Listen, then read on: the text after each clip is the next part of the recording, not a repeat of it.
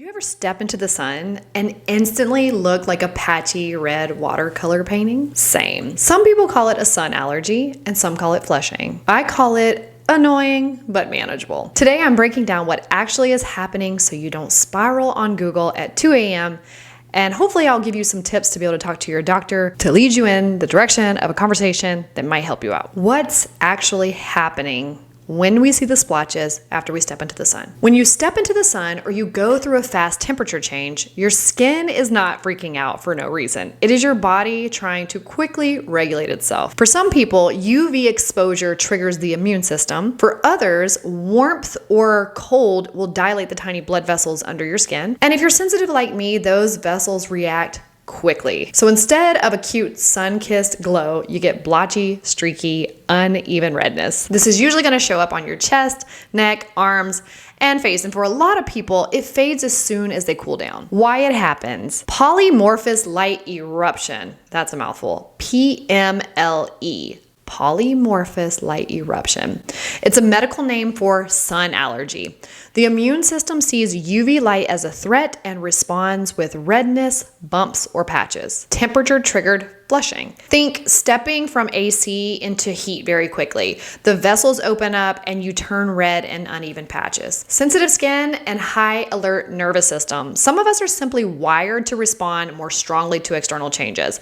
It's not just in your head, but your nervous system and skin are definitely in a group chat together. Hormones, stress, or medications, they can leave your skin more reactive. And sometimes it's just genetic, so you can thank your ancestors. You could do some research on polymorphous light eruption and see if you could find some remedies for yourself. But if you're interested in talking to your doctor, here's how you might want to bring this up with your doctor. If it's impacting your life or you're unsure about what's causing it and you're worried, here's a simple way to start that conversation without going into the conversation blind or leaving that appointment and feeling discouraged. Doctors respond really well to clarity, so I'm going to share with you a few things that you can go in with. Don't be shy. They've seen weirder things, they've heard weirder things, and they're not there to judge you. They're there to help you. So go in prepared to describe the trigger. It happens when I step into direct sun or when the temperature changes quickly. Describe the pattern. I get red, patchy areas on my chest or arms or face, and it does fade after I cool down. And be sure to share your symptoms. It burns, it itches, it just looks really splotchy and it bothers me. It gets really hot and uncomfortable. And then ask them directly, could this be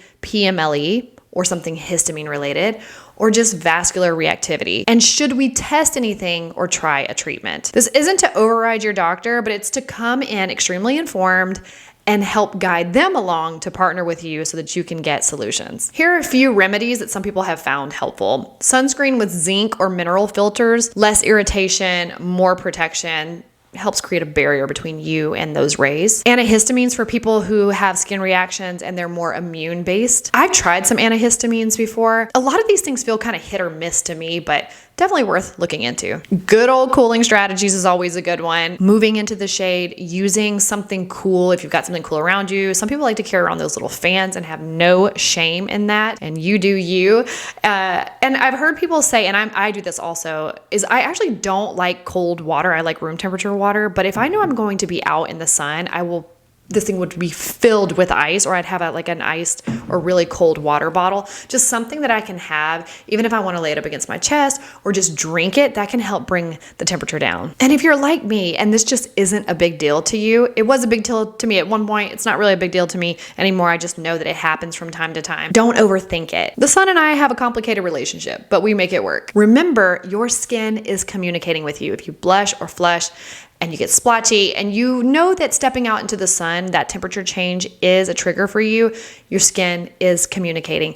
It's not something that you should feel shameful about. It's not something that you should judge. It's something you should try to be curious about and understand. This does not mean something is wrong with you, but if it bothers you or limits your life, there are options, and you can absolutely get answers. And if nothing else, now you know you're not the only little blotchy sunflower out there trying to survive a UV ray. Thanks for being here today. I hope that this information helps you further your research and further your conversations with your medical providers. And if you found this video helpful, or you want more information about skin flushing, blushing, and erythrophobia, which is the fear of turning red in front of other people, I've been talking about this for over 6 years. So join our community. You can subscribe to the channel and also join our community through the newsletter. The description box below will have all that information.